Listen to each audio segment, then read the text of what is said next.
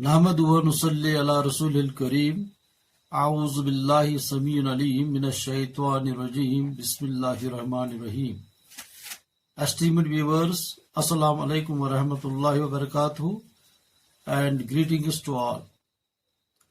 Now we have been continuing for last two videos the characteristics of major Sufi silsilas, and mostly we have been referring to the common characteristics of major Sufi silsilas.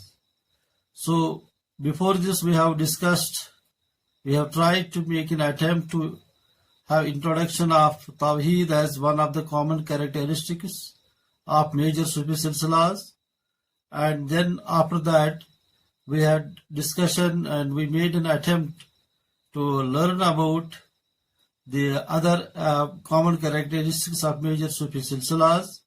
Today we shall be making an attempt to learn the bayat as a major common characteristic of Sufi silsilas.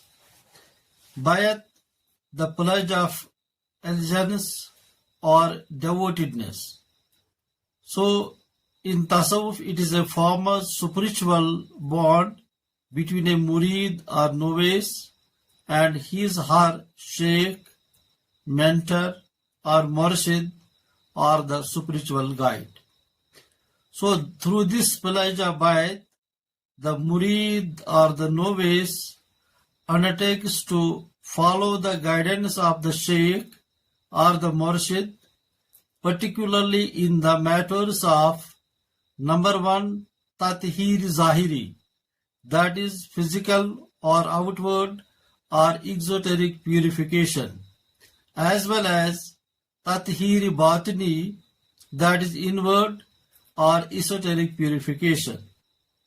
Then obedience to the commandments of the Sharia and the pursuit of all ways and means that lead to qurbat ilahi or nearness to Allah or God.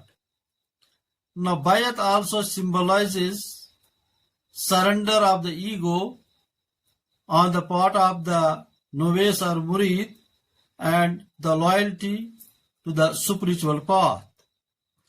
The practice of bayat is rooted in the Sunnah of Prophet ﷺ and aims to cultivate sincerity, discipline, and spiritual growth under the supervision of spiritually elevated teacher, or whom we call as murshid. So far as the legitimacy of the bayat in the spiritual path is concerned, we find that most of the Sufi silsilas relate the significance and justification of the bayat with this verse of the Holy Quran. A'udhu billahi minash shaitanir rajim. Bismillahir rahmanir rahim. Innal lazina yubay'unaka innama yubay'una Allah. Yadullahi fawqa aydihim faman nakasa fa innama yankusu ala nafsihi waman awfa bima ahada alayhi Allah fasayutihi ajran azima. The translation of this verse reads like this: Indeed, those who pledge allegiance to you, O Muhammad sallallahu alaihi wasallam, they are actually pledging allegiance to Allah. The hand of Allah is over their hands, so he who breaks his words only breaks it to the detriment of himself or herself, and he who fulfills that which he has promised Allah, he will give him a great reward. The references to Surah Al-Fatah, which is chapter number 48 of the Holy Quran and verse number 10. Now there are different conditions of the bayat in various Sufi orders or silsilas.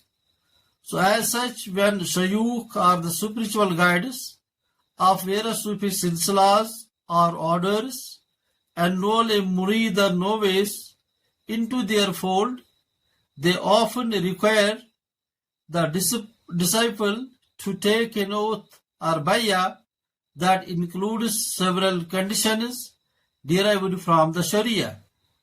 These conditions generally include: number one, that the murid or novice will uphold the fundamentals of Islam, that is Tawheed, that is belief in the oneness of Allah; Salah, that is the prayers obligatory particularly, and then also in addition to that the non-obligatory prayers; Saum, that is fasting; Zakah, that is alms giving; and Hajj, that is the holy pilgrimage.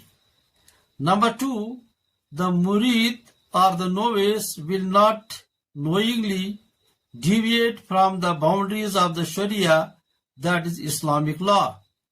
And number third, that the murid or the novice will love Allah and His messenger, that is Prophet Muhammad sallallahu alaihi wasallam, above all else. Number four, the murid or the novice will obey the commandments of Allah, follow the sunnah of His messenger sallallahu alaihi wasallam, and respect the guidance of the Shaykh, provided that the Shaykh does not instruct anything contrary to the limits or hudud set by Allah.